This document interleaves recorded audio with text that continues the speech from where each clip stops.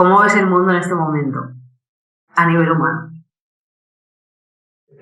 Yo creo que estamos en un momento que es muy, muy interesante. Lo que pasa es que es un momento en el que se está manifestando mucho dolor y mucho egoísmo y mucho hipermaterialismo que tiene que ver mucho con la conciencia limitada de uno mismo como uno separado de los demás. Eso se está manifestando de una manera muy, muy, muy abrupta y muy violenta. El sistema al que hemos llegado es la consecuencia de un plan bien urdido y bien lento de hace mucho tiempo y está totalmente pensado para que lleguemos a este materialismo total y a esta negación de nuestra esencia, ¿no? Con esto nos convertimos en seres totalmente muy manipulables, que es lo que interesa porque si no la estructura conforme está montada no se podría sostener. ¿Qué es culpa del sistema? Bueno, pues sí, ha habido unas personas que han estado interesadas en llevarnos a esto para manipularnos, pero también nosotros tenemos algo que decir, digo yo. ¿Cómo ves la música también desde ese contexto global? ¿Cuál es tu opinión? La sensación que yo tengo a nivel general es que la industria de la música comercial, digamos, que puede que venga de los años 60 o un poco antes, ha ido degenerando, ¿no? Entonces, en un momento como los años 60, que sí que realmente hubo una manifestación colectiva, una especie de conexión anímica y que tenía que ver con el alma, con la naturaleza, con cosas que eran positivas para el ser humano, eso dio una música en ese momento que sí que tenía un alma, yo creo.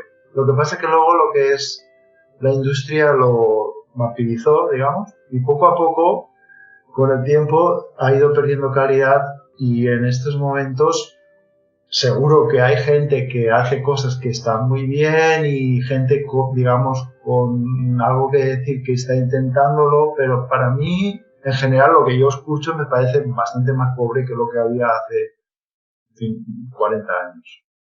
¿Cómo está siendo tu experiencia en el escenario, dadas las circunstancias en las que nos encontramos ahora mismo? Mira, yo estoy pasando una época en la que estoy teniendo unos pocos más nervios de los que tenía hasta ahora. Por a lo mejor ver si no puedo cumplir con todas las normas que se están imponiendo, que no tienen que ver con lo musical, ¿no? Yo he tenido la gran suerte de tener una época muy buena. En ese sentido, yo en el momento en que empezamos en este último periodo que hemos vivido, yo renuncié a quejarme, renuncié a pensar que esto era el final. O sea, yo me centré en vivir el día a día y en expresar mi creatividad tanto en el estudio como luego en los conciertos. Y en ese sentido soy consciente, porque tengo muchos amigos que lo han pasado muy mal, que soy un privilegiado.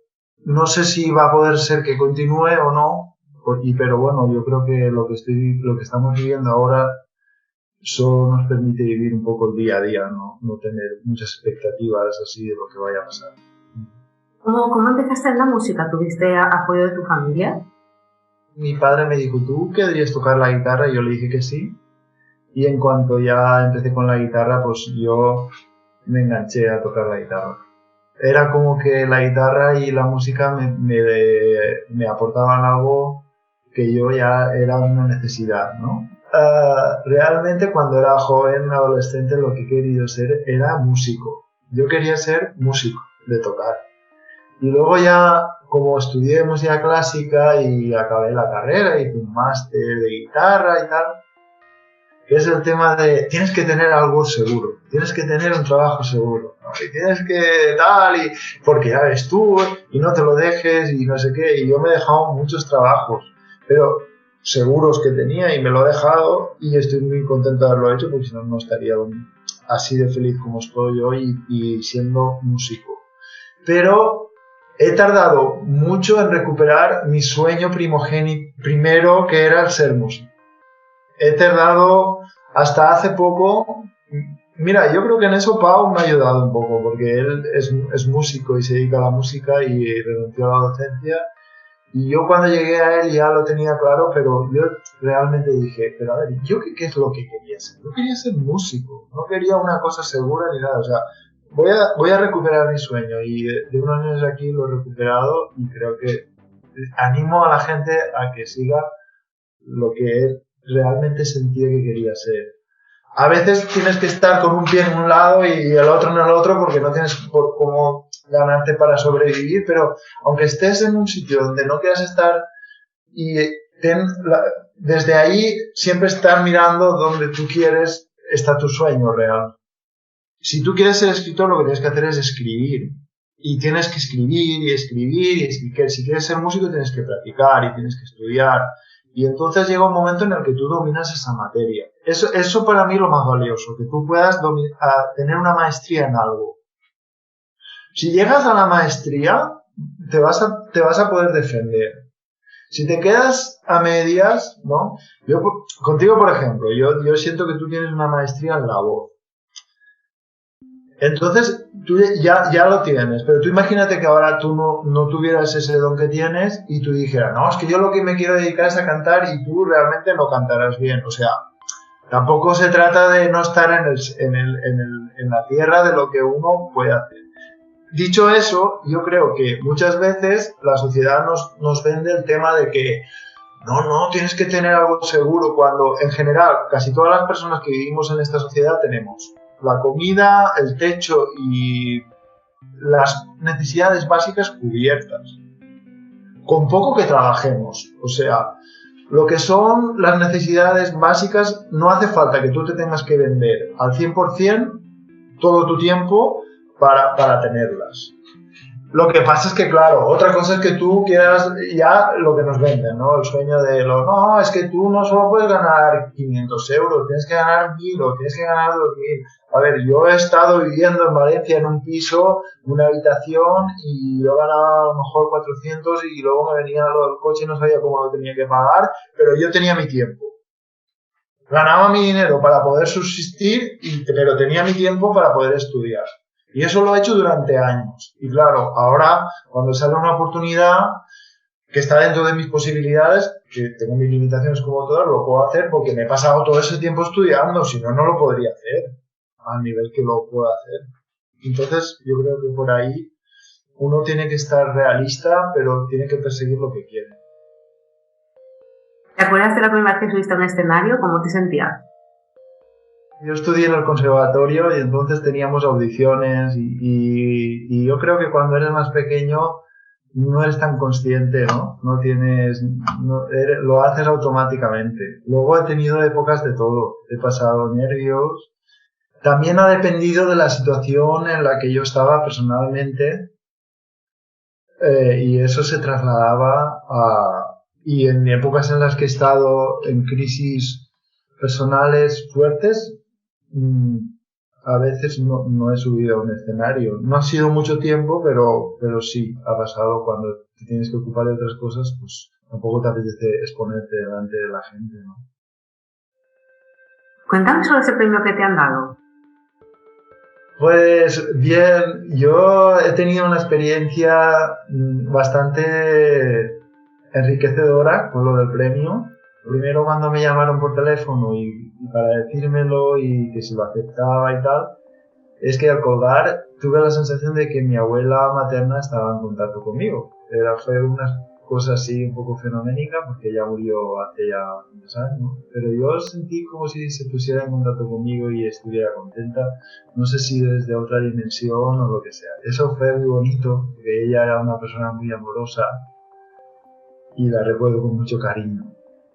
Y después lo que me pasó es que empecé a pensar, tengo que ponerme porque quiero un acto y tenía que hablar, y empecé a pensar qué podría decir y tal. Y mi mente empezó a recapitular mi vida. Pues he tenido así 3 crisis fuertes personales que son como procesos de crecimiento y los tengo como ubicados. Y en un momento dado, mi mente recapituló más allá de la primera crisis que la tuve con unos 20 años y fui a mi infancia. Y empecé a tener sensaciones vividas sobre mi infancia, muy como si estuviera allí. Recordé a mi padre, que murió cuando yo tenía 24 años, el sitio donde vivíamos entonces, y fue muy bonito. Y sobre todo ha sido un gran regalo porque yo me di cuenta de que no lo sabía, no era consciente que yo he tenido una infancia feliz. Fue eso lo que conté cuando me dieron el premio. Mi padre trabajaba mucho, entonces yo no lo veía, aunque él me amaba. Y mi madre, por una cosa que nos pasó con mi abuelo, pues estuvo bastante ausente en mi adolescencia. Y eso hizo que yo no tuviera como un reconocimiento paterno y he buscado siempre reconocimiento externo. Es una de mis cosas, como que no me he valorado yo, no tenía una autoestima así fuerte y entonces yo buscaba ese reconocimiento externamente. ¿Cómo buscas el reconocimiento externamente? ¿Y crees que uno lo puede estar buscando sin darse cuenta? A ver, o sea, yo no lo sé, pero yo no tenía una autoestima propia, o sea, yo no me quería a mí mismo, entonces al no quererme a mí mismo, te vendes, es como que te vendes para que alguien te quiera, te vendes y estás siempre vendiéndote. Y hasta que no te das cuenta de que tienes esa herida y que es por algo, es bastante doloroso, porque vas como mendigando el amor a los demás, cuando el único que se puede dar amor a uno mismo es uno mismo. Y entonces lo que pasó es que yo me di cuenta de que cuando ese reconocimiento externo ha venido con un premio, la vida me ha dicho por circunstancias, ¿quieres el reconocimiento o quieres ser tú mismo? Porque yo no podía ir a la cena, ¿no? Ha coincidido que era en un día en el que yo no cumplía uno de los requisitos para estar presente en la cena. Bueno, pude ir y era justo el único día desde 46 años en que habían restricciones para ir a un sitio a cenar y tal, ¿no? Y fue súper fuerte y yo dije, bueno, yo quiero ser yo mismo. ¿De dónde has sacado la fuerza después de cada una de tus crisis para volver, para seguir adelante? Bueno, a mí la música me ha ayudado mucho. La guitarra... Yo ahora entiendo que las crisis que he tenido eran necesarias. Cuando estaba dentro de ellas, he vivido momentos de desesperación, bastante fuertes. Pero yo creo que si no hubiera sido por ello, no podía ser lo feliz que soy y haber llegado a sentir las cosas que siento actualmente, que para mí tienen un valor muy grande. Al menos no me he quedado en una superficialidad. El tema de las redes sociales, porque hay mucha gente como que dice que, ¿sabes? Como se para la panacea un poco para los músicos. ¿Y cuál ha sido tu experiencia? ¿Tú cómo lo ves? Yo he conocido gente o gente ha contactado conmigo para trabajar a través de las redes sociales, pero no creo que ofrezcan tantas ventajas realmente. Ni eso, ni gran parte de la tecnología, al menos la tecnología al servicio de la música y al servicio de... O sea, no le veo las grandes ventajas que nos están vendiendo para nada. ¿Por qué? Porque pues de toda la vida ha habido artistas y los artistas han tocado, no tenían redes sociales ni nada. Ahora, entre otras cosas, estás todo el rato produciendo y lo que tú pones en YouTube o pones en Spotify apenas te da beneficio y está ahí para todo el mundo de manera gratuita. Yo no lo acabo de ver. Luego también es una fuente de distracción que te quita mucho tiempo, que es muy superficial. Yo creo que vamos a tener que ir pensando muy bien si esto tiene algún sentido, la verdad. No estoy seguro porque no estoy en contacto con artistas que tengan un gran éxito a través de Spotify, pues yo qué sé. Hombre, un gran éxito como Ricky Martin o quien sea, pues no puede ser, pero vamos a poner a alguien que esté en el medio, ¿no? Silvia Pérez Cruz, que está de moda y tiene muchos oyentes. Me gustaría saber realmente qué rentabilidad le sacan a las redes, porque yo creo que no compensa, ¿no? Esto de las redes para la música esto ha sido un mal invento. Y entonces, ¿qué le dirías a la gente que dice, bueno, pero a ver, si no tienes redes sociales nadie sabía quién eres, ¿no? Tienes ahí el escaparate, ¿qué les dirías? Hombre, antes no había redes sociales y todos conocíamos a los Beatles y que no. Yo no lo creo eso. Vamos, en la época de los años 60 se comercializó música y yo no digo que con la venta de discos porque no sé cómo estaría, pero yo creo, soy consciente de que ha habido mucha gente que vendiendo discos ha ganado mucho dinero y eso se ha acabado, ¿no? Al menos a ese nivel. ¿Y por qué? O sea, tú haces un producto, ya es un producto gratuito y luego los conciertos, no sé, yo no lo acabo de ver. ¿Cómo ves el futuro de la música? ¿Cómo crees que debemos orientarnos los músicos?